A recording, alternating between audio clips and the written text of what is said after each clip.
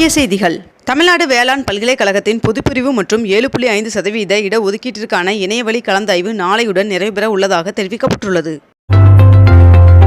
மக்கள் நலத்திட்டங்களை நிறைவேற்ற எதிர்க்கட்சிகள் ஒத்துழைக்க வேண்டும் என்று நாடாளுமன்ற வளாகத்தில் நடைபெற்ற செய்தியாளர் சந்திப்பின் போது பிரதமர் நரேந்திர மோடி அவர்கள் தெரிவித்துள்ளார்.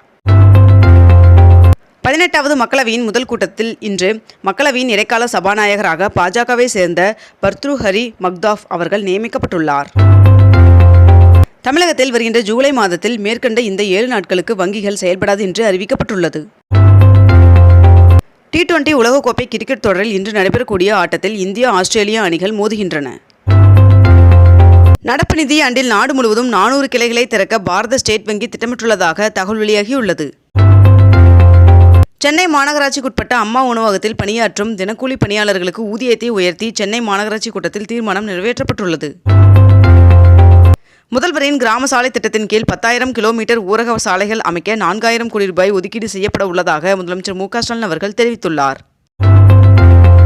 சென்னையில் இன்று 22 கேரட் ஆபண தங்கத்தின் விலை சவரனுக்கு 40 ரூபாய் அதிகரித்து ஒரு சவரன் 53,600 ரூபாய்க்கு விற்பனையாகிறது. அதேபோல் 1 கிராம் வெள்ளியின் விலை 96 ரூபாய் 20 பைசாவாகவும் விற்பனை செய்யப்பட்டு வருகிறது.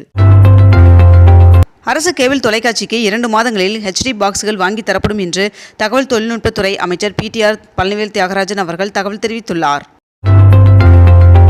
விருதுநகர் மாவட்டத்தில் விதிமீறல்கள் காரணமாக 102 பட்டாசு ஆலைகளின் உரிமங்கள் தற்காலிகமாக ரத்து செய்யப்பட்டுள்ளதாக மாவட்ட நிர்வாகம் தெரிவித்துள்ளது.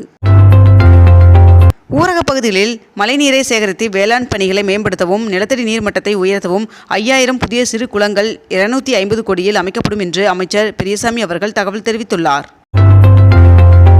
18வது லோக்சபா கூட்டத்தொடர் இன்று தொடங்குகிறது.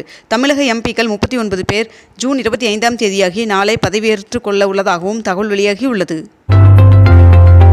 முதுநிலை நீட் தேர்வு ரத்தானதால் ஆயிரக்கணக்கான மருத்துவர்கள் மிகுந்த விரக்தி அடைந்துள்ளனர் என்று முதலமைச்சர் மு.க. ஸ்டாலின் அவர்கள் கடும் கண்டனம் தெரிவித்துள்ளார். தமிழகத்தில் அடுத்த ஆண்டு 5G சேவை வழங்கப்படும் என்று BSNL தமிழ்நாடு வட்ட தலைமை பொது மேலாளர் தெரிவித்துள்ளார். மத்திய அரசு ஊழியர்கள் தாமதமாக அலுவலகம் வந்தால் அரை நாள் விடுப்பாக கணக்கில் எடுத்துக் கொள்ளப்படும் என்று மத்திய அரசு தெரிவித்துள்ளது. கள்ளக்குறிச்சி வழக்கை CBI வசம் ஒப்படைக்க வேண்டும் என்று மத்திய நிதியமைச்சர் நிர்மலா சீதாராமன் அவர்கள் தெரிவித்துள்ளார்.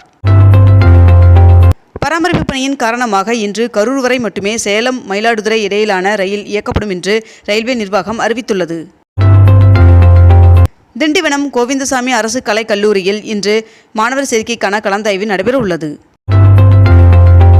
நீட் தேர்வில் நடந்த முறைகேடு குறித்து விசாரணை செய்ய மத்திய அரசு CBIக்கு உத்தரவு பிறப்பித்துள்ளதாக மத்திய கல்வி அமைச்சகம் தகவல் தெரிவித்துள்ளது.